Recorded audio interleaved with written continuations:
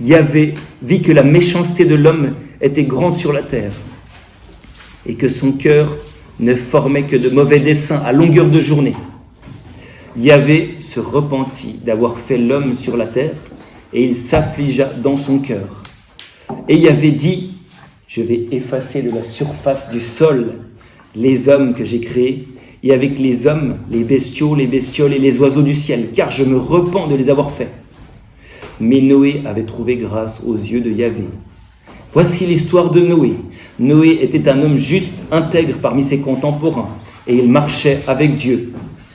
Noé engendra 3 fils, Sem, Cham et Japheth. La terre se pervertit devant Dieu, et elle se remplit de violence. Dieu regarda la terre, elle était pervertie, car toute chair avait une conduite perverse sur la terre. Dieu dit à Noé, la fin de toute chair est arrivée, je l'ai décidé, car la terre est pleine de violence à cause des hommes, et je vais les faire disparaître de la terre.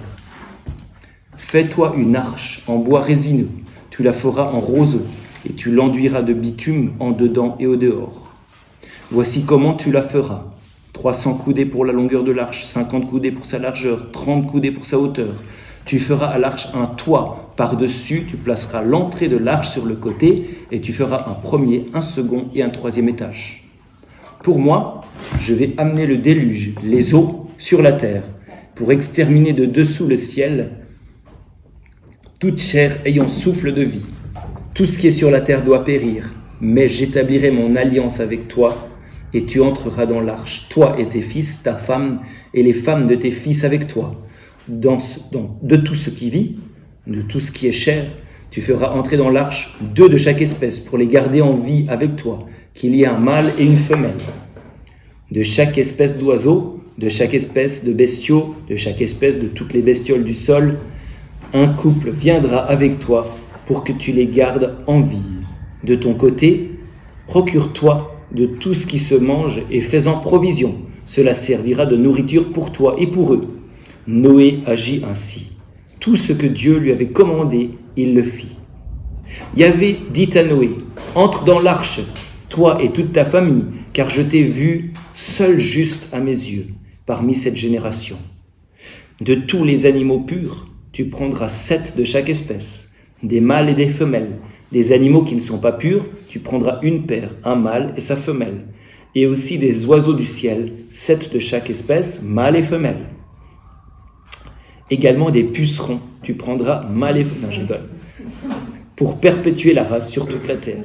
Car encore 7 jours, et je ferai pleuvoir sur la terre pendant 40 jours et 40 nuits, et j'effacerai de la surface du sol tous les êtres que j'ai faits.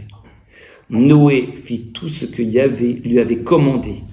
Noé avait 600 ans quand arriva le déluge, les eaux sur la terre. Noé, avec ses fils, sa femme et les femmes de ses fils, entra dans l'arche pour échapper aux eaux du déluge. Des animaux purs et des animaux qui ne sont pas purs, des oiseaux et de tout ce qui rampe sur le sol, une paire entra dans l'arche avec Noé, un mâle et une femelle, comme Dieu avait ordonné à Noé. Au bout de 7 jours, les eaux du déluge vinrent sur la terre. En l'an 600 de la vie de Noé, le second mois, le 17e jour du mois, ce jour-là jaillirent toutes les sources du grand abîme et les écluses du ciel s'ouvrirent. La pluie tomba sur la terre pendant 40 jours et 40 nuits. Ce jour même, Noé et ses fils, Sem, Cham et Japheth, avec la femme de Noé et les 3 femmes de ses fils, entrèrent dans l'arche. Et avec eux, les bêtes sauvages de toutes espèces, les bestiaux de toutes espèces, les bestioles de toutes espèces qui rampent sur la terre, les volatiles de toutes espèces, tous les oiseaux, tout ce qui a des ailes. Auprès de Noé entra dans l'arche une paire de tout ce qui est chair, ayant souffle de vie, et ceux qui entrèrent étaient un mâle et une femelle de tout ce qui est chair, comme Dieu le lui avait commandé. Et Yahvé ferma la porte sur Noé. Amen. Ça va? Comment vous vous sentez? Ça vous fait quoi, ça? Ok. Dieu est méchant. Dieu est méchant, ok. Ça attise la curiosité. Ouais, la curiosité. Ça parle de nous aussi. Hein? De nous-mêmes. Ouais, ça parle de nous-mêmes. Une purification. Ouais, purification, ouais, mais c'est hard, hein? Ouais. Moi, j'ai en bas le déluge. C'est le retour au chaos. Retour au chaos, très bien, on va en parler. Mais vous êtes d'accord quand même, on se sent un peu mal, non? Enfin, je sais pas, ouais. En tout cas, il y a des trucs qui vont pas, franchement. Alors, une fois encore, il faut qu'on ait avant le texte, comme on a fait au début, c'est-à-dire que, aïe, là, on a besoin un peu de théologie, d'éclaircissement, parce que sinon, on va se casser la figure à lire ce truc, puis on va dire, non, mais c'est quoi ce truc et tout. Moi, j'ai vu sur des blogs de satanistes, c'est très intéressant, hein, tu regardes un peu ce qu'il y a à l'autre bout, tout ça. Et puis justement, ils citent ce texte, ils disent, ah ben voilà, qui est Dieu et tout, ils sont trop contents qu'il y ait ce texte. Mais c'est peut-être aussi qu'ils ont besoin un peu de l'Esprit Saint, quoi. Allez, bon. Mais moi, c'est ça qui me fait marrer. Bon, vous voyez un peu. Alors, c'est très difficile ce texte, pour plusieurs raisons. Tout d'abord, ça c'est pour Aude, on ne doit pas prendre à la lettre les façons dont sont exprimées les émotions de Dieu. Par exemple, commentaire de la Bible de Jérusalem, pour ceux qui ont des commentaires, parce que la tienne elle est vraiment trop courte pour avoir des commentaires, se repentir de Dieu exprime sous un mode humain l'exigence de sa sainteté qui ne peut pas supporter le péché. Ça veut dire que c'est un anthropomorphisme, il est très très fâché. Ça veut dire qu'en gros, Dieu est incompatible avec le péché, ou plutôt le péché est incompatible avec Dieu, c'est pour dire ça. Bien sûr, Dieu n'a pas d'émotion, ok ? Deuxième chose qui est difficile, c'est qu'on doit assumer le fait que la conception de la nature, de la création, et même de ces catastrophes, dépend de la théologie du moment. C'est-à-dire que Dieu est cause directe de tout. Par exemple, il y a un éclair, comme on a entendu dans le psaume ce matin, pour ceux qui étaient là au Laude, tu sais, il y avait Dieu qui pilotait les éclairs. Dieu pilote pas. Il ne va pas s'occuper de chaque éclair. Non mais attends. C'est que là, pour eux, pour les gens, c'est écrit par des hommes, je vous répète, pour eux, Dieu est cause directe de tout. Donc ça, on doit prendre en compte et faire gaffe à ce qu'on lit, ok ? Donc en gros, il faut qu'on fasse un écrémage un peu de trucs qui nous... ok ? Ensuite, on doit être en phase avec un autre truc qui est difficile, encore une fois. Le fait que l'historicité de cet épisode, qu'il se soit vraiment arrivé historiquement, c'est sujet légitime à question, ok ? Plusieurs solutions, hein, plusieurs opinions théologiques, parce qu'on pense large, hein. Quand on est avec Dieu, on est décomplexé. Absolument historique, ça s'est passé comme ça, pile. Absolument symbolique, c'est un mec, il a inventé cette espèce de comptine pour nous faire réfléchir peut-être, j'en sais rien. Ou expression subjective d'un événement aux dimensions moins universelles. Vous avez suivi ?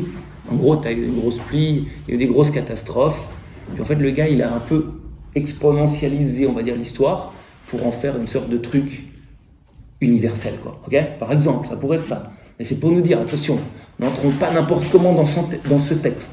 J'espère que déjà notre mal-être s'est un petit peu abaissé. Mais c'est pas facile, hein. Bon, alors, attention. Je vous dis quelques commentaires un peu. Là, on va faire un peu de façon impressionniste, puis peu à peu, ça va encercler le truc, ok ? Déjà, premièrement, le nom de Noé. Ça va ? Ça va trop vite. Non, c'est le truc de encercler. Ok, on va encercler le Seigneur. Courage. Donc, le nom de Noé, Noé, ça veut dire consolation. Puis Dieu, il est en train de constater que tout ce qui sort de la terre est perverti. Parce que toute chair a une conduite perverse sur la terre. En gros, Noé, c'est la seule consolation qui sort de la terre. Je ne sais pas si ça vous dit quelque chose. Le psaume 71 qui dit que de la terre germera la justice. En fait, là, c'est un peu le cas de Noé. La seule chose de consolant qui naît de la terre, en fait, c'est Noé. Et bien sûr, Noé est le précurseur du Christ. C'est-à-dire, c'est justement cette fameuse justice qui est née de la terre, née du sein de la Vierge Marie. Là, je vais très vite. Je tire des grands fils rouges dans la Bible, ok ? Et c'est aussi un peu le but, c'est qu'on voit l'unité de la parole de Dieu, ok ? Bon, alors vous vous souvenez que Adam et Ève, ils avaient choisi de ne plus marcher avec Dieu. Et ici, on nous dit justement que, là on est au verset 9, 6-9, ils marchaient avec Dieu. Super, alors là on recommence un truc, parce que le Seigneur, on va dire qu'il va toujours refonder son alliance avec les êtres humains en prenant une personne ou un couple primordial, pour refaire une bonne semence, entre guillemets, je ne sais pas comment dire. Adam et Ève, ils sont toujours revisités. Ici, par exemple, Noé, et plus tard, par exemple, Abraham et Sarah, encore un couple primordial qui va ressembler à Adam et Ève, et ça va prendre des développements un peu différents. Voilà, Dieu veut instiller en eux la foi, confiance, dont il voulait, au fond, également gratifier Adam et Ève, ok ? Ensuite, je répète, pour les sentiments de Dieu, deuxième type méditation, dans notre encerclement stratégique, colère, repentir, affliction chez Dieu, bien sûr, je répète, Dieu n'a pas de sentiments comme un humain en aurait, mais en fait, l'humain doit bien exprimer l'attitude de Dieu par des mots humains, mais qu'il faut quand même avoir le soin de manier avec des pincettes, parce que sinon, c'est t'as le Dieu comme ça, avec ses naseaux fâchés devant toi, non mais n'importe quoi. Grosso modo, c'est comme disait le commentaire de l'ami de Jérusalem, qui est pas mal, hein, la colère de Dieu, sa fureur ou autre, ça représente pour l'homme le fait que l'être de Dieu est absolument incompatible avec le péché. Et donc là, l'auteur nous montre une terre où pullule le péché, alors qu'en fait, elle est destinée à pulluler de vie, à être remplie de l'Esprit de Dieu. Donc, pour l'auteur, on dirait comme ça, aux grands mots, les grands mots. C'est-à-dire, il dit Dieu est fâché, quoi. En grands mots, M-A-U-X, les grands mots, M-O-T-S. Ça veut dire qu'il dit que Dieu est fâché, mais non. Dieu, il n'a pas de sentiment, c'est bon, calmons-nous. Mais pour dire, c'est grave ce qui arrive là, c'est ça qu'il veut dire, ok? Bon. Et par exemple, pour vous citer un autre passage, c'est sympathique là-dessus, on fait un peu des... Parce que c'est toujours un peu la même chose. Il arrive des trucs, puis après il y a des choses qui se répètent un peu d'une autre façon, et on va dire que la réalité est enrichie peu à peu. Et là donc je fais un saut, je passe en Exode 32. Là je suis avec Moïse. Vous savez que là aussi, Dieu il se fâche. C'est pourquoi il se fâche, Dieu? Le veau d'or. Bah oui, là, Dieu a le dit à Moïse. Et maintenant, laisse-moi, ma colère va s'enflammer contre ce peuple. Et je les exterminerai. Si vous voulez à la pause, je pourrais vous le faire en mode Seigneur des Anneaux. Je suis très fort pour les bruits dans les films. Alors, ma colère va s'enflammer contre ce peuple et je les exterminerai. T'imagines, Dieu qui dit ça, c'est horrible. Mais de toi, je ferai une grande nation. Et en fait, ce que Dieu dit à Moïse, il l'a fait vraiment à Noé, avec Noé là. Mais sauf que chez Moïse, les événements vont prendre une autre tournure. En effet, évidemment, Dieu veut aucunement supprimer son peuple hébreu, bien sûr que non. Il veut simplement que son peuple soit saint. Et donc son truc est de fonder un premier saint, Moïse lui-même. Parce que on voit que cette, entre guillemets, colère de Dieu, elle provoque chez Moïse quelque chose d'assez nouveau dans son cœur qui va surgir. Moïse, il dit ça. Hélas, ce peuple a commis un grand péché, ils se sont fabriqués un dieu d'or. Pourtant, s'il te plaisait de pardonner leurs péchés, sinon, efface-moi du livre de vie. Il dit ça. En gros, il dit Moïse, je serai prêt à tout faire, Dieu, pour que tu pardonnes ton peuple. Et même s'il fallait que je sois effacé pour l'éternité de la mémoire de Dieu, de subir la pire des choses, en gros de subir la crucifixion, eh ben je le ferai. Puis vous voyez ici le fil rouge de la Bible. Péché avec Noé, Moïse, en qui est suscité une attitude, on va dire, de christique, quoi. Et en fait, Jésus, ben, il le fait vraiment. Le Fils de Dieu est appelé à s'offrir lui-même en sacrifice total pour que tout le peuple soit sauvé. Donc de Noé en passant par Moïse, on découvre Jésus. Ça va, vous avez un peu un fil rouge? Là, je dis très vite un truc, hein, mais c'est juste pour donner des idées de lecture, ok? Donc si vous avez des situations qui se répètent, dites-vous, attention, il va y avoir quelque chose tout à la fin qui me parle du Christ et au fond qui atteint jusqu'à ma propre vie. L'amour que Dieu veut arracher, notre compassion qu'il veut arracher du fond de notre cœur, bah, il y a un peu un truc du style. Je ne suis pas sûr qu'on doit tous crucifier, c'est pas ça que je veux dire, mais c'est que nous, on a un amour fou au fond de nous et Dieu veut le délier. Et il fait ça avec tous ses élus. Bon. Ensuite, alors, il y avait aussi ce thème de la perversion. Vous savez que là, au début, là, quand on était au verset 5, machin, on voit un peu le chemin de la perversion. D'abord, les desseins des hommes, les intentions, ensuite la conduite des hommes, ensuite donc l'homme tout entier, puis après on a tout le reste, même la terre, il y a marqué, Dieu regarda la terre, elle était pervertie. Non, mais la terre n'est pas pervertie. Mais pourtant, en fait, le cœur de l'homme est le centre névralgique de toute la création. Ça signifie que c'est très responsabilisant, en fond, pour chacun de nous. C'est que la création est dépendante de l'être humain. Et puis, que la création est dépendante de façon assez spécifique du cœur humain. Ça, c'est vraiment quelque chose qui est très bizarre. Parce que nous, on est né dans notre siècle, donc on est assez individualiste. Puis on se dit, bah, la terre, la création, c'est rien. Ça, c'était dans les années 70. Aujourd'hui, tout le monde veut faire de l'écologie. Mais des fois, le pape François, il écrit Laudato Si pour dire, oui, mais tu sais que l'écologie, elle a trait à l'écologie de ton cœur. C'est jamais juste, si tu cultives ton cœur, ça cultivera la création. Oui, pourquoi? Parce que Saint Paul l'avait déjà dit dans l'Épître aux Romains, chapitre 8, et dit ceci, en effet, la création attend avec impatience la révélation des fils de Dieu. car la création a été soumise au pouvoir du néant, non pas de son plein gré, bien sûr, puisqu'elle n'en a pas, mais à cause de celui qui l'a livrée à ce pouvoir. Pourtant, elle a gardé l'espérance d'être elle aussi libérée de l'esclavage de la dégradation pour connaître la liberté de la gloire donnée aux enfants de Dieu. C'est dire quoi?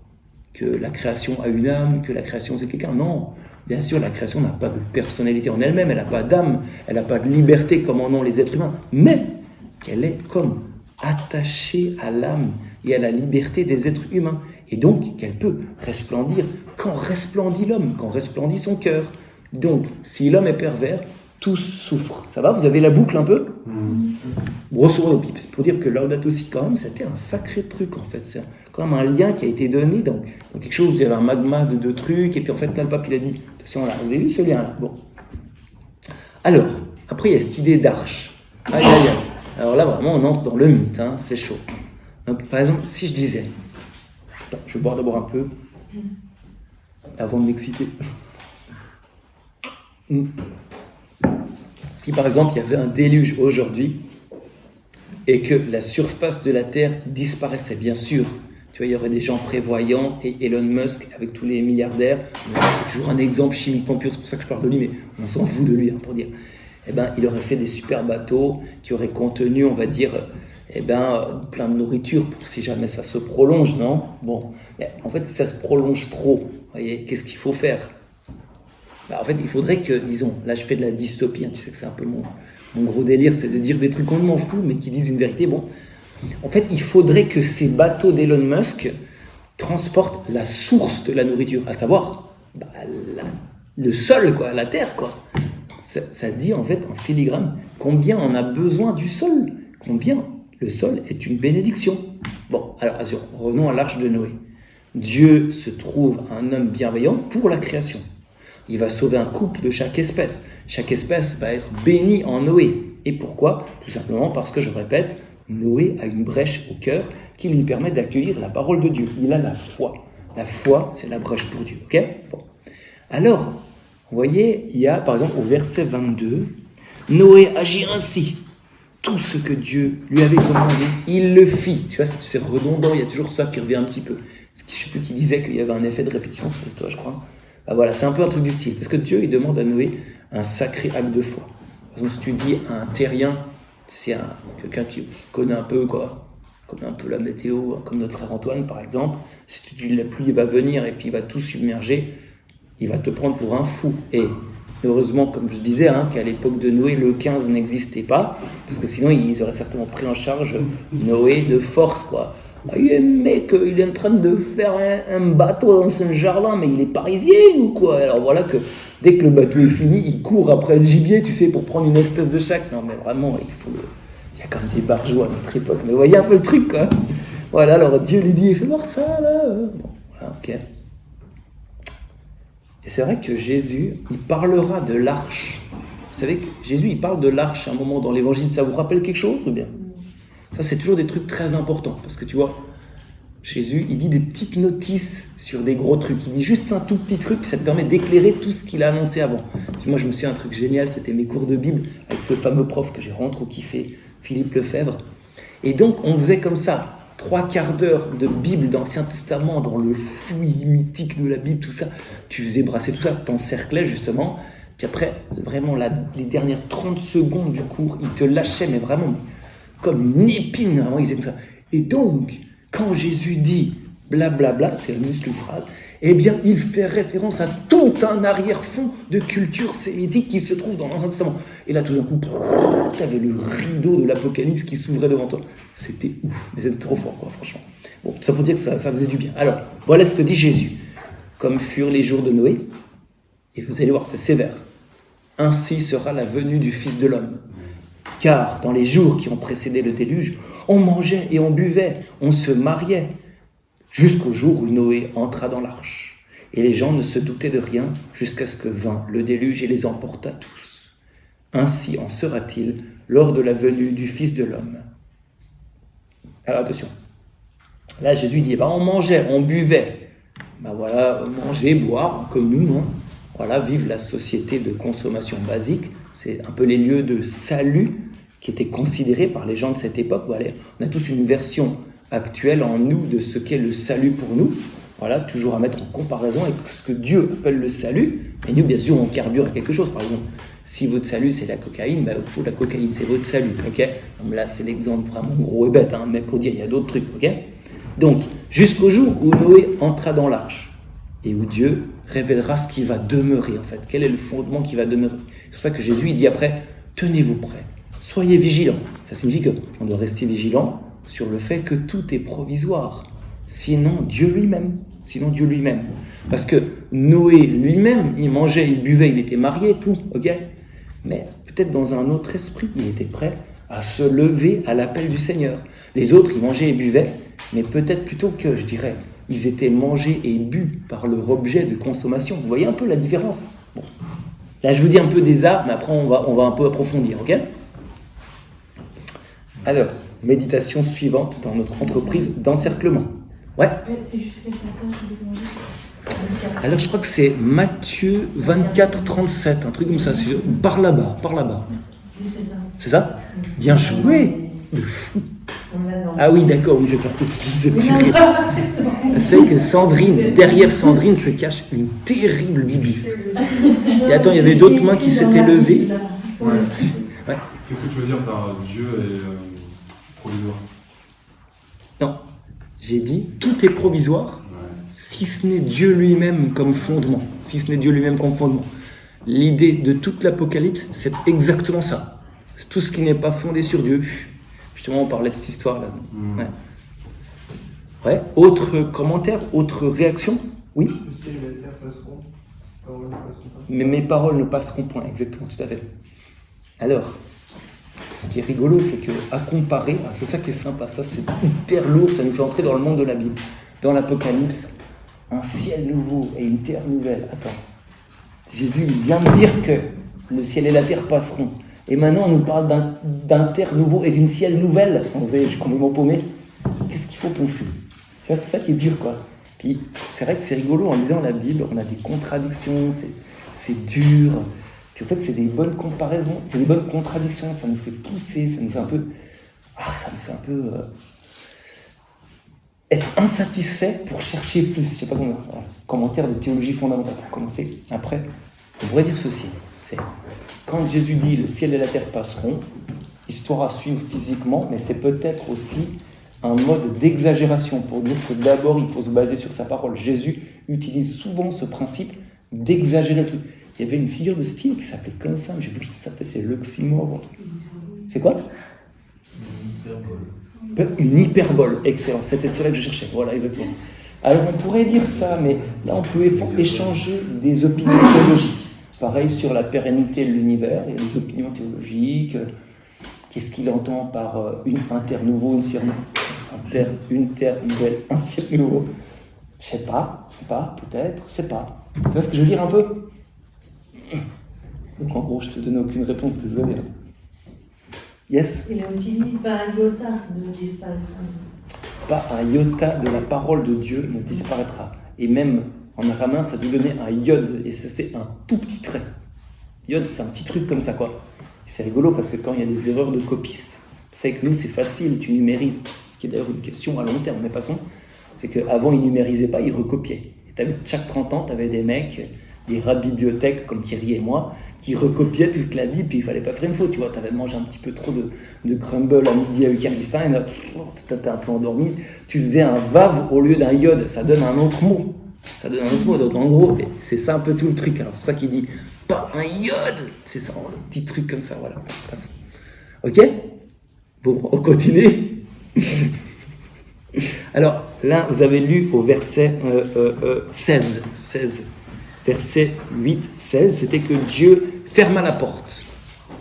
Et ça, c'est pas par exemple, ça vous fait pas 7-16, exactement. Est-ce que par exemple, le fait de fermer la porte, ça vous rappelle un autre épisode quelque part? Bah, vite fait, si on essaye. Là, on fait un exercice, si jamais. C'est ce que j'appelle la mémoire... Non, c'est pas moi qui appelle ça comme ça, c'est Philippe Lefebvre. La mémoire biblique, ça veut dire que tous, on a un peu lu vaguement, on a entendu à 3 ans, à l'éveil à la foi, des tas d'épisodes bibliques, on a tous un peu une espèce de fouillis en arrière-fond, qu'on va essayer de réactiver pour nous dire, oulala, je sens qu'elle a la bonne réponse, on va essayer de réactiver pour pour faire des ricochets entre les épisodes. Là, Dieu ferme la porte. Là, il faut fermer la porte pour aller prier. Ferme la porte derrière toi. Pas mal, j'avais pas pensé à ça. Elle est infernale, quoi. Bon, ok. Non, mais je te donnerai moins souvent la parole parce que tu me fais flipper. Tu vois, après, tu déstabilises le prof, quoi. Non, mais sérieusement, j'en pensais à une autre, ouais. Le jardin d'Éden. Bien, j'avais pas pensé à ça non plus. C'est excellent, il faudrait faire la porte qui se ferme. Thèse de doctorat, c'est pas mal ça, non? C'est bien ça. Alors ça, c'était Philippe Lefebvre, aussi mon fameux prof. Hein. Il disait, alors, les coussins dans la Bible. Il y aurait une thèse merveilleuse à faire sur les coussins dans la Bible. C'est des malades, tu sais. Bon, alors, autre épisode de la porte qui se ferme, puisqu'on y est, yes. Ah ouais, je prévoyant. Bien, c'était à celui-là que je pensais. Ouf, heureusement. C'est moi. Les vierges folles et les vierges sages, tu sais, la porte du festin. Comme dans Le Seigneur des Anneaux. Non, je sais plus. Bon, passons. Toi, t'en as encore un autre. La porte est étroite. La porte est étroite, exactement. Ça pourrait être l'entre-deux de la thèse, tout à fait. Ça pourrait être un interlude dans la thèse, tout à fait. Très bien. Bon. Alors, c'est juste pour dire que quand même, tu as un moment... Alors, pour les vierges sages et les vierges folles, je précise. Attends, précision? Vous voulez une précision? Il n'y a pas de stress. Non, en fait, c'est quand Jésus dit celui qui passe pas par la porte, c'est un voleur. Oui, Jean 10, très bien. Exactement, tout à fait. Donc il y a vraiment une question de porte dans la Bible. C'est assez compliqué. Mais qu'est-ce qu'on entend par porte? Vous voyez bien que tous, dans notre vie, tu dois faire un passage étroit, il y a un seuil, je ne sais pas comment dire, en tout cas il y a un truc, il y a une serrure à trouver. Tout le monde, on dit ça. Hein. Moi, c'est trop marrant, des fois ils disent je cherche la poignée de la porte. C'est trop marrant, hein. C'est vraiment un thème, c'est trop drôle. C'est pour ça que le Seigneur il est sympa, il nous fait des trucs vraiment très... Exact. Alors il y a ça aussi, puis après il y a le pape François, il nous a encore retourné le truc, il a dit que le Seigneur est à l'intérieur et qu'il tape sur la porte pour sortir parce que ça pue tellement. Non mais alors là, François, non mais franchement, saleté de jaune, comme dirait quelqu'un. Voilà, bon, ça pour dire. Donc maintenant si je reprends les vierges sages et les vierges folles, dans cet épisode, il y a comme un moment fatidique et irrémissible où la porte se ferme. Et ça représente le fait que un jour, le choix de l'homme, le choix de la femme, quand je dis l'homme, je dis l'être humain, on ne va pas s'embêter avec ces trucs, le choix de l'homme sera absolutisé, sera canonisé, sera reçu par Dieu comme définitif. Soit tu es dedans, soit tu es dehors. Et nota bene, dans cet épisode, où est Dieu? Bien sûr, le premier truc, Dieu ferme la porte.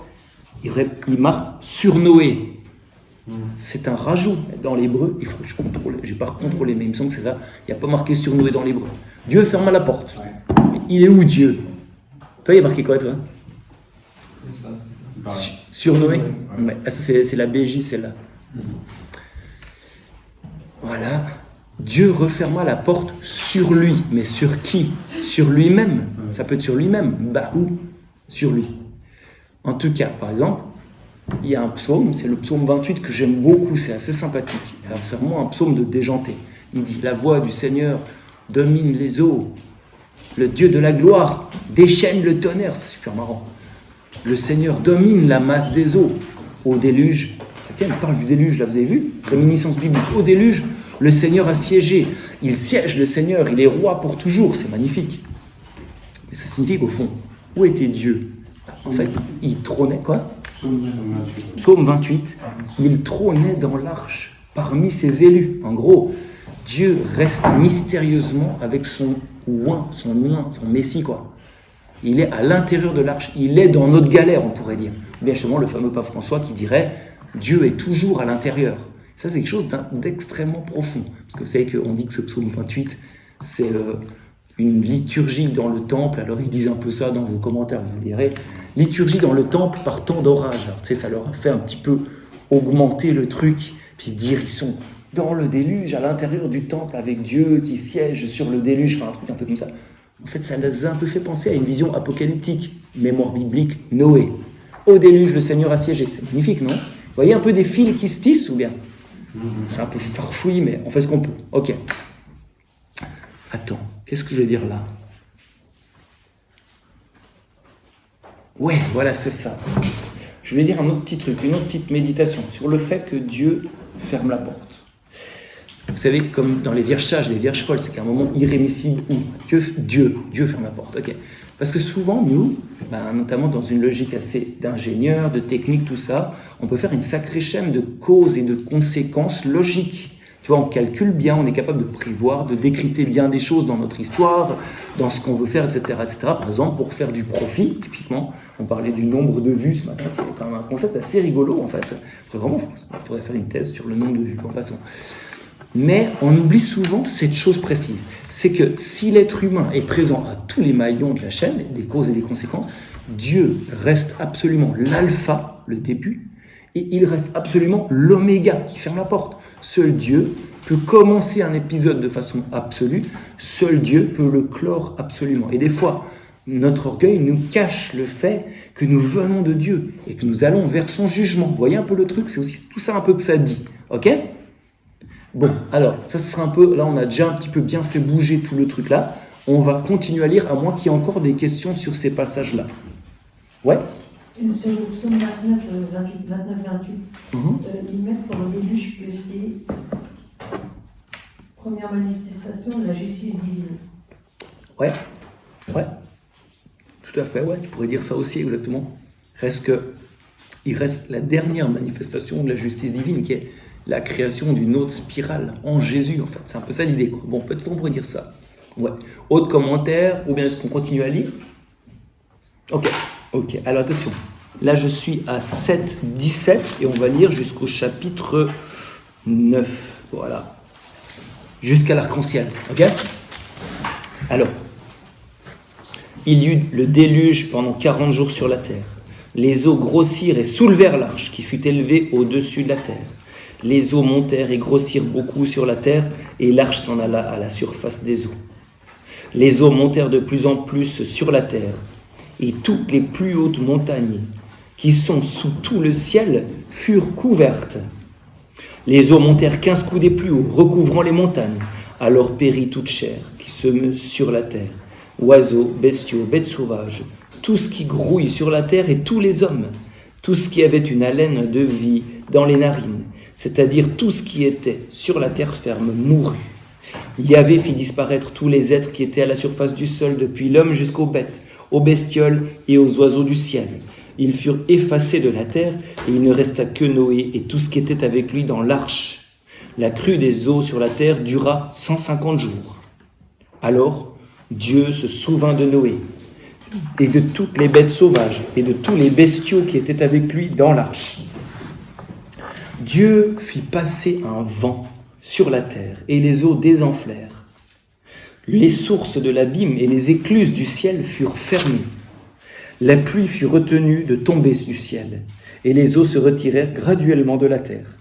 Les eaux baissèrent au bout des 150 jours. Et au 7e mois, au 17e jour du mois, l'arche s'arrêta sur les monts d'Ararat.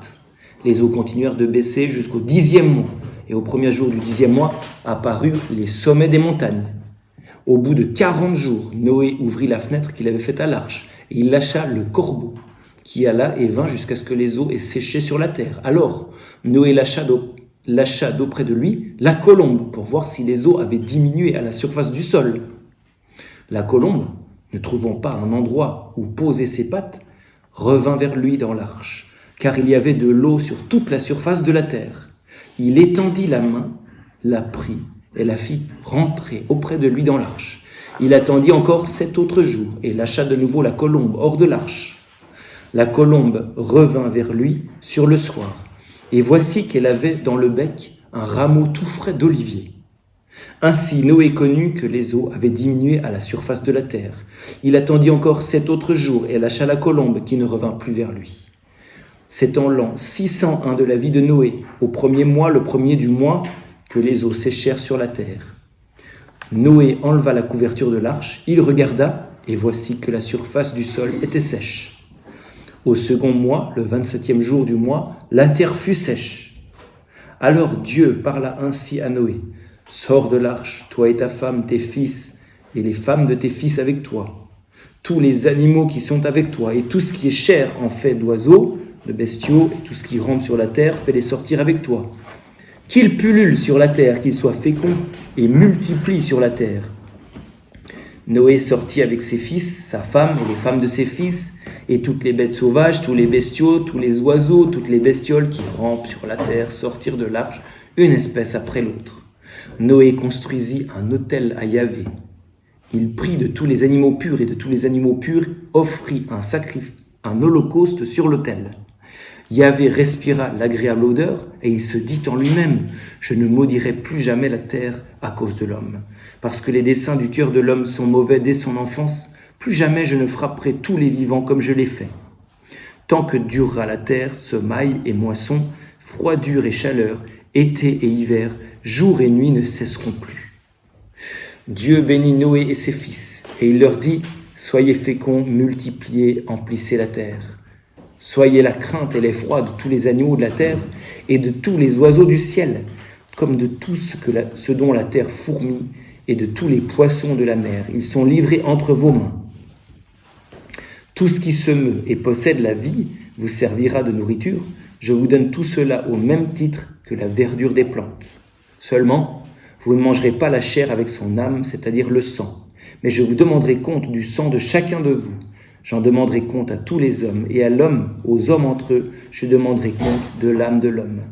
Qui verse le sang de l'homme, par l'homme aura son sang versé. Car à l'image de Dieu, l'homme a été fait. Pour vous, soyez féconds, multipliez, pullulez sur la terre et la dominez. Dieu parla ainsi à Noé et à ses fils. Voici que je conclus mon alliance avec vous et avec vos descendants après vous, et avec tous les êtres animés qui sont avec vous. Oiseaux, bestiaux, toutes bêtes sauvages avec vous, bref, tout ce qui est sorti de l'arche, tous les animaux de la terre. J'ai établi mon alliance avec vous. Nulle chair ne sera plus détruite par les eaux du déluge. Il n'y aura plus de déluge pour ravager la terre. Et Dieu dit, voici le signe de l'alliance que je mets entre moi et vous, et tous les êtres vivants qui sont avec vous, pour les générations à venir. Je mets mon arc dans la nuée, et il deviendra un signe d'alliance entre moi et la terre. Lorsque j'assemblerai les nuées sur la terre, et que l'arc apparaîtra dans la nuée, je me souviendrai de l'alliance qu'il y a entre moi et vous, et tous les êtres animés, en somme toute chair. Et les eaux ne deviendront plus un déluge pour détruire toute chair. Quand l'arc sera dans la nuée, je le verrai et me souviendrai de l'alliance éternelle qu'il y a entre Dieu et tous les êtres animés, en somme toute chair qui est sur la terre. On a compris ? Dieu dit à Noé, tel est le signe de l'alliance que je mets entre moi et toute la chair qui est sur la terre. Amen, ça va. Enfin, vous avez compris quoi, je répète tout le temps. Bon, alors attention. Déjà, cette question de la pluie. Parce qu'au fait, vous voyez, comme chez Moïse et Pharaon, vous savez, Pharaon et Moïse, c'était un peu difficile. En fait, Dieu a permis qu'un élément naturel, dont on peut penser qu'il est anodin, tu fais une pluie, je sais pas, ou quelques sauterelles par exemple, voilà, c'est des sauterelles, on va pas mourir quoi. Et ben, il permet que ce genre d'élément anodin soit multiplié à l'extrême, c'est-à-dire l'extrême, c'est la taille de Dieu. Et ben, de sorte que les hommes se rendent alors physiquement compte de la portée de Dieu dans leur vie, c'est-à-dire le mot tout. Alors attention aux multiplications, par exemple les pains, parce que c'est toujours signe que Dieu veut parler fort, ok ? Ensuite, par exemple, un truc, c'est qu'on a à ce verset 23 du chapitre 7, c'est ceci, c'est que Dieu fit disparaître. Ça, alors vraiment, c'est un passage très très apocalyptique. Mais quand même, si on lit bien entre les lignes, tout ce qui n'est pas en mode, on va dire, au commencement Dieu, tout ça, ça va disparaître. C'est-à-dire que tout ce qui n'a pas comme fondement, on va dire, existentiel, bien le fait que Dieu est l'origine fondamentale, cela ne peut tenir. Puis vous savez que Jésus, il dit pas autre chose quand il parle de la maison fondée sur le roc et la maison fondée sur le sable. C'est à peu près la même idée.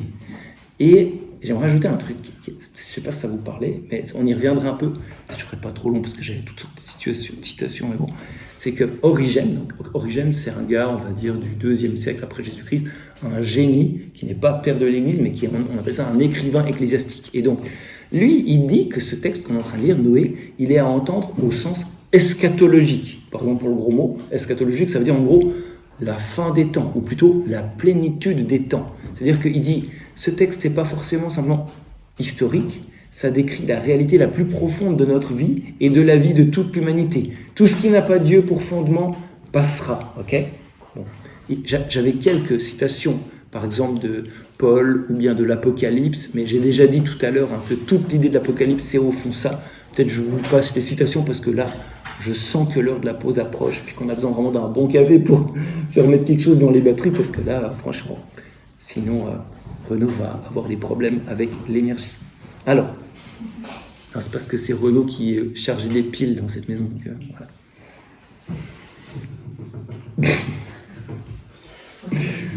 Ensuite, après l'élément pluie, il y a l'élément vent. Vous savez que c'est au moment où Dieu se souvient de Noé que survient le vent. Ça vous souvenez dans le passage là ? Ouais.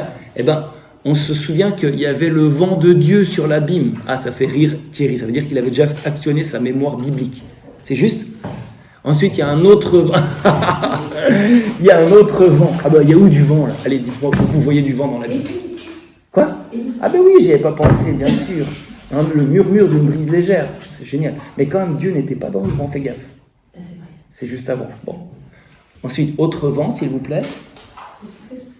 Le Saint-Esprit, à la Pentecôte, survint un grand vent. C'est à peu près, ça ressemble à ça, la scène, c'est incroyable. Il y a encore un autre vent qui est assez sympa. La tempête apaisée. Le vent planait sur les eaux. Oui, ça c'est le verset 3 du premier chapitre. Excellent, tout à fait. La tempête apaisée, ok, c'est bien. Peut-être encore un autre vent. Alors Dieu fit se lever un fort vent d'ouest. Hein ? Oui, le passage de la mer Rouge, parce que vous comprenez, pour écarter des eaux, il faut du vent, quoi. Bon, voilà. Ça pour dire, voilà. Le vent sur l'abîme, le vent qui sauva les Hébreux, le vent de la Pentecôte, tout ça, les éléments sont au service de la grâce de Dieu. Et je dirais que ces éléments agissent exactement en deux lieux.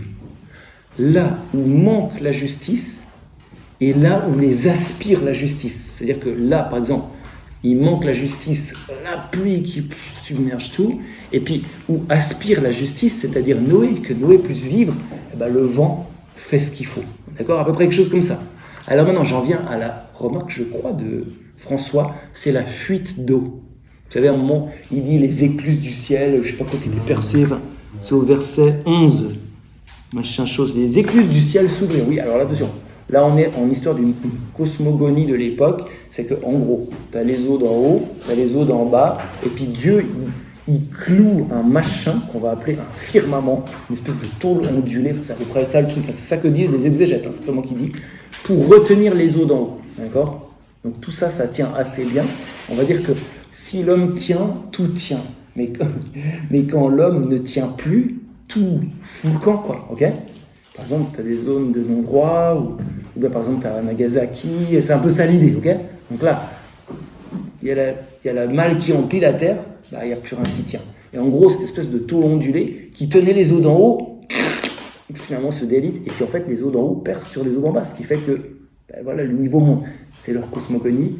Bien sûr, c'est pas ça la vie, mais c'est juste pour dire qu'il y a un désordre, quelque chose comme ça. Voilà. Ok, prolifération, j'ai déjà tout dit ça. C'est bon, la rupture du lien entre Dieu et l'homme. Ok, tout à fait, exactement. Voilà. Tout à fait. Bon, je voulais parler du Titanic, mais j'abandonne un petit peu parce que là, faut pas abuser non plus. Parce que le Titanic, c'est vraiment un truc qui est hyper Noé, qui est hyper apocalyptique, c'est hyper intéressant comme histoire. Puis si tu lis toute l'histoire du Titanic, une fois je voulais faire un enseignement juste sur ça. Parce que tu as plein d'esprits en fait dans chaque projet. Non, je dirais ça quand on fera la tour de Babel, parce que c'est pareil, il y a plein d'esprits dans un projet. C'est-à-dire que tu peux faire un projet par orgueil ou par humilité. Bon, voilà. Alors, je passe à autre chose. Je ne sais pas si vous avez remarqué un autre truc, c'est la colombe. Tu sais, il y a une petite danse avec cette colombe, c'est un peu spécial, non ? La colombe, alors c'est comme ça que si je traduis bien, la colombe, c'était dans l'Apocalypse, des éléments, la pluie, le machin, le bordel de l'arche, avec le fumier pour les poules, là, t'as pensé aux pigeons, machin, tout ça. La colombe ne trouva pas de repos pour la plante de son pied. C'est quand même magnifique ce truc, ça fait du bien ça, non ? Vous voyez la façon dont Noé prend la colombe, on voit qu'il sent la dignité de sa sœur colombe, quoi. Parce que Dieu la lui a recommandé, tout simplement. Voilà. Alors il l'envoie dehors pour rendre service à la colombe. Mais ce n'est pas une mission suicide. Hein. Autre chose, le rameau. Mais tu vois, elle rapporte un rameau. Vous avez souvent eu une colombe qui vous ramène des rameaux. Il y a des fois, moi ça m'est arrivé une fois quand même qu'une colombe se pose sur mon dos, c'est assez sympa. Mais jamais qu'une colombe me rapporte un rameau, parce que, tu vois, elle est dressée ou quoi? C'est quoi ce truc? En tout cas, elle sait arracher un rameau d'olivier frais, c'est pas facile, hein. Voilà. En plus, elle aurait bien pu ne pas revenir. Bah, il m'a foutu dehors, c'est super, youpi, maintenant j'ai ma liberté. Pourquoi elle revient? Bah non, ça revient toujours les colombes. Ouais, quelle est la relation de Noé avec sa colombe? C'est pas pour faire de la psychanalyse, mais c'est pour dire que tu découvres un homme qui a un lien tout à fait spécial avec la création. Comme l'a dit le pape François, comme tu traites les pauvres, comme tu traites la création, c'est ainsi que tu traites Dieu. C'est aussi simple que ça, ok? Et ici, Noé, il est d'une grande délicatesse avec la colombe. Si c'est ainsi qu'il traite même la colombe, purée, la colombe, on s'en fout, non? Ben non. Quelle délicatesse il doit également montrer pour celui qu'il ne voit pas, Dieu. Oui? En fait, c'est dans l'instinct de la colombe qui de chercher des... Oui. Ah, attends, des rameaux d'olivier, quand non, même. mais quand vous voyez les oiseaux qui font leur nid... D'accord, mais quand même, il revient chez Noé. Alors ça veut dire que c'est dans son instinct, mais quand même c'est chez Noé qu'elle revient. Ça signifie que tu vois, comme tes poules. Attends, argument théologique pour Sandrine. Pourquoi les poules, elles font quelque chose quand toi tu viens, et pourquoi elles font rien quand moi je viens? Et pourquoi Spätzli, il fait comme ça quand moi je viens, et il fait quand toi tu viens? Ouais, parce qu'il y a un lien, tu vois. Ouais, c'est un truc, en tout cas il y a quelque chose, quoi. Bon, il ne faut pas mystifier non plus, hein. Et il y a un mystique de Sandrine avec sa poule. Non, pardon. Bon, ça suffit. Tout ça pour dire qu'il y a quelque chose de beau quand même. Bon. On arrive au bout de notre ami Noé. On va voir ce que ça va donner. Je répète que Dieu recommence sa création dans la foi d'un homme.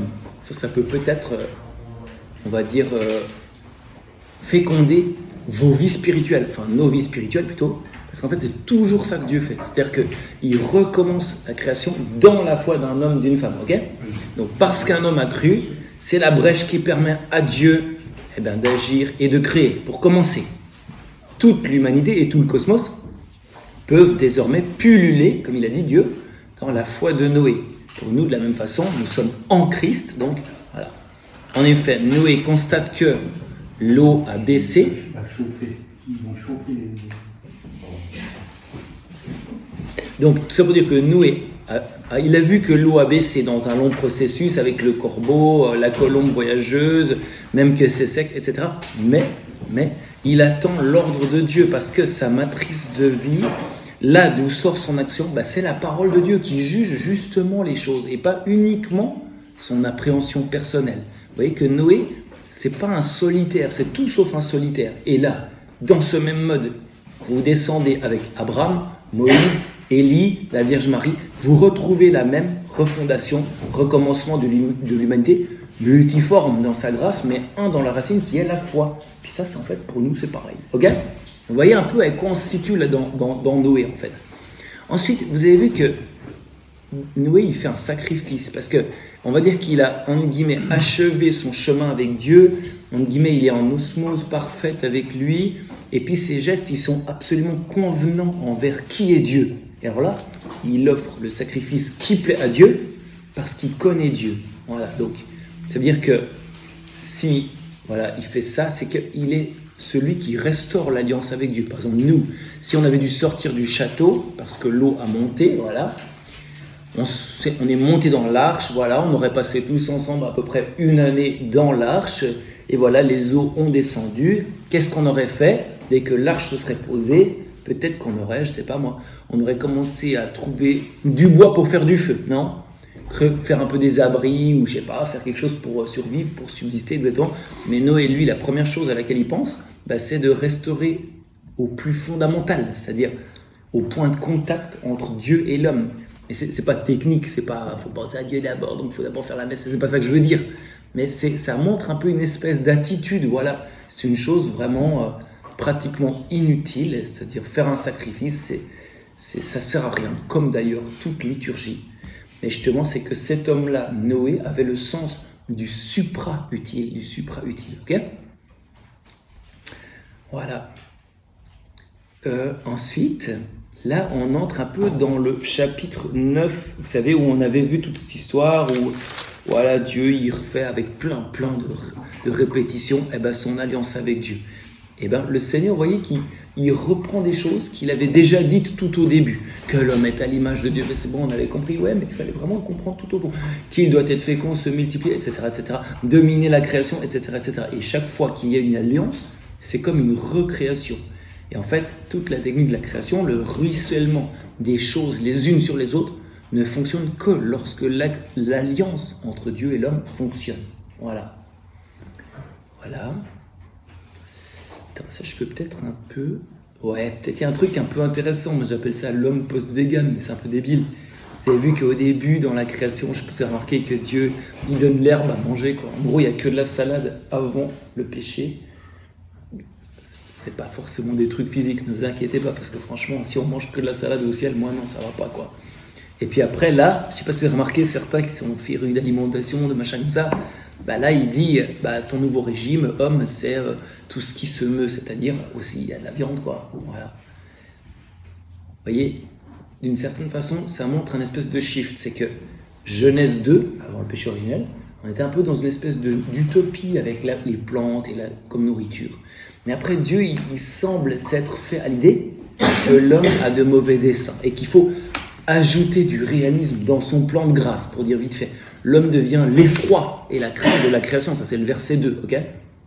On est dans un régime qui mêle un peu de tohu-bohu, un peu de tolérance, un peu de limites posées, d'où la comptine d'ailleurs sur le sang versé. C'est qu'il rendra compte du sang qu'il a versé, etc., etc.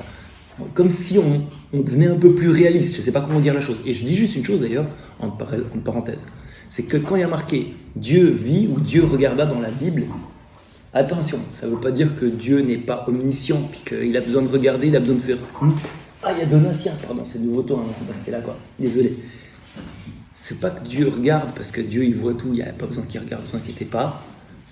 Mais c'est plutôt qu'il attire notre regard vers les choses. Vous voyez ce que je veux dire un peu, c'est comme un grand frère, il te montre, il regarde lui un truc, ça fait que ça te fait regarder, vous voyez, c'est un peu ça, quoi. Et c'est pour ça qu'on dit, bah, Dieu vit que, voilà, il fallait quand même mettre un peu de raison, et puis mettre des limites, tout ça, faire un nouveau régime, machin. C'est plus pour nous dire à nous, bah voilà, nous aussi, il y a une espèce de truc comme ça où il faut qu'on soit, on va dire, dans un régime où il y a plus de réalisme. Bon, voilà. Ensuite, attends voir un petit peu, oui. Il y a l'alliance qui est faite. Là, on est au chapitre 9. Et ce qui est frappant, c'est que la miséricorde de Dieu et la foi de Noé, elles sont institutionnalisées dans cette alliance, mais justement, c'est une alliance qui est unilatérale. En gros, Noé, il n'a rien à faire, c'est gratos. Il n'y a que Dieu qui a une obligation, il doit se souvenir de l'alliance éternelle. Et vous voyez que l'alliance, la première alliance, elle est vraiment unilatérale, c'est Dieu lui-même qui s'engage. Puis après, pour le reste, bah, l'homme peut-être fera un pas. Mais c'est pour aussi dire, dans nos vies spirituelles, un truc profond, c'est que souvent, on croit qu'on doit être bien avant d'aller vers Dieu. Bon, c'est bien de bien faire, mais ça ne veut pas dire que Dieu t'aimera pas si tu fais des ratés ou si tu pêches ou je sais pas quoi. C'est pour dire que, quand même, le primat de la miséricorde, c'est Dieu le premier. Vous savez que l'amour consiste en ceci que... Quelqu'un sait la suite de la citation biblique ? Il n'y a pas un évangélique dans la salle, non ? L'amour consiste en... Quoi ? T'es évangélique et ensuite le premier. Amen. Vous voyez, ça c'est un bon truc, ça nous fait du bien, quoi. Sinon t'es là, il faut toujours que je crache de la morale, que je crache du résultat pour que Dieu il m'aime. Tu sais, c'est un peu un truc qui est en nous, tu vois, parce qu'il faut que papa nous aime, quoi, tu vois, c'est un peu ça. Dieu nous a aimé le premier, après, c'est bien faire, mais Dieu nous a aimé le premier. Et ça, c'est déjà dit là, avec l'alliance de Noé, ok ? Voilà, le chemin des alliances. Parce que Noé, c'est la figure du Christ en qui tout renaît. D'abord, il y a Noé, il conclut une alliance avec toute la création de Dieu. Vous avez vu, il a dit 20 000 fois tous les gens qui rampent sur le sol, je sais pas quoi, avec toute la création. Okay. Ensuite, il y a Moïse, Dieu conclut une alliance avec le peuple Israël. Après, Jésus, il est lui-même l'alliance, vrai Dieu et vrai homme, en une seule personne. Ça s'est dit que, en fait, là, vous avez l'alliance, on va dire, physique, quoi. L'alliance de Dieu et de l'homme, quoi. Après, il y a les apôtres qui sont, on va dire, les premiers bénéficiaires de la nouvelle alliance qui est réalisée par l'Esprit Saint dans le sang de Jésus, comme on le dit à la messe. C'est-à-dire que cette alliance, ils la répandent, puis après ça, toute la création via le cœur de l'homme, selon ce que je vous ai cité de Saint Paul tout à l'heure, là. savez, l'espèce de truc avec la création qui soupire après la révélation des fils de Dieu. Bah, c'est ça. Donc, vous avez tout. Vous avez le grand X, ça compte par toute la création, machin, le peuple, tout ça. Jésus, et puis après ça, les apôtres et toute la création. Nous y sommes, ok? Voilà. C'est ce que je vous avais dit un peu, c'est que c'est un texte qui a des côtés eschatologiques, c'est-à-dire qui concerne la fin.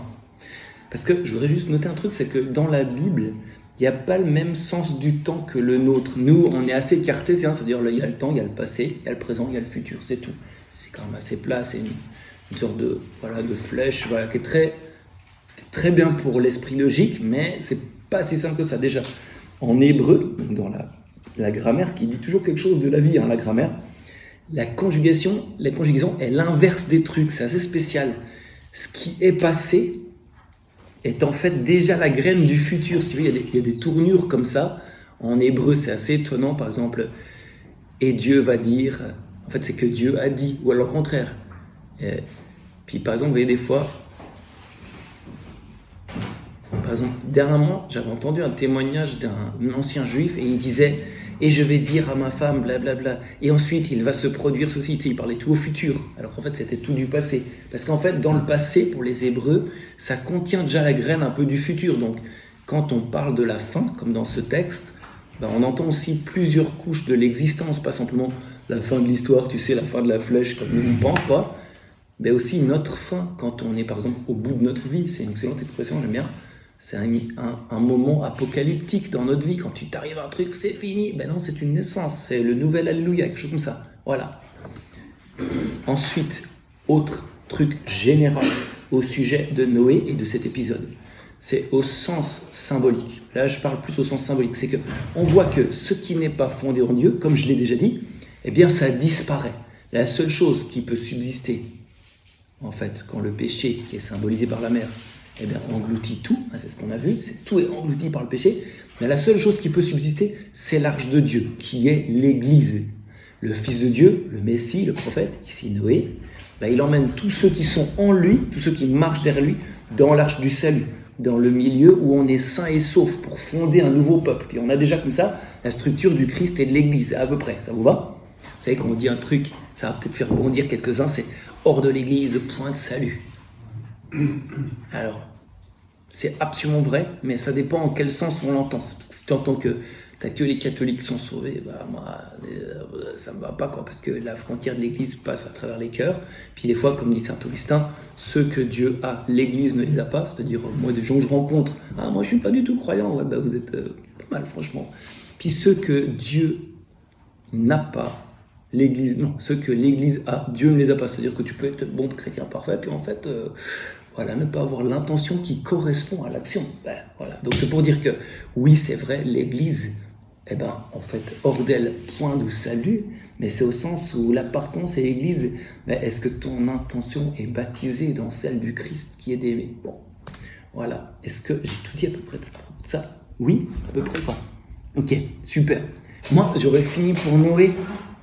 Voilà, et puis il ne nous reste plus que 9 versets pour aujourd'hui. C'est Babel, ça va être hardcore, je vous préviens. Mais est-ce qu'il y aurait encore des questions sur Noé en passant? Ou bien c'est bon, là vous avez reçu le baptême, vous êtes à peu près noyés, tout se passe bien. Vous avez reçu un déluge de paroles. Alicia. Je me demande juste pourquoi Noé a 600 ans. Oui, pourquoi Noé a 600 ans? Franchement, j'en sais rien. Et c'est pour dire que nous, tu vois, par exemple, si toi t'écris un roman, tu vas le rendre raisonnable pour ton temps. Par exemple, tu vas prendre un héros qui a 25 ans, et puis qui vit à peu près les choses médianes de ce que vit son temps, et puis après, finalement, il lui arrive un truc, mais c'est quand même dans notre monde, dans notre enclos, quoi. En fait, le gars qui a écrit ça, il écrit des choses qui sont pensables pour son temps. C'est pour ça que j'entendrai pas le fait que Noé a 600 ans au sens absolu, concret et objectif, mais ouais, je sais pas, peut-être un signe de sagesse, quelque chose du style.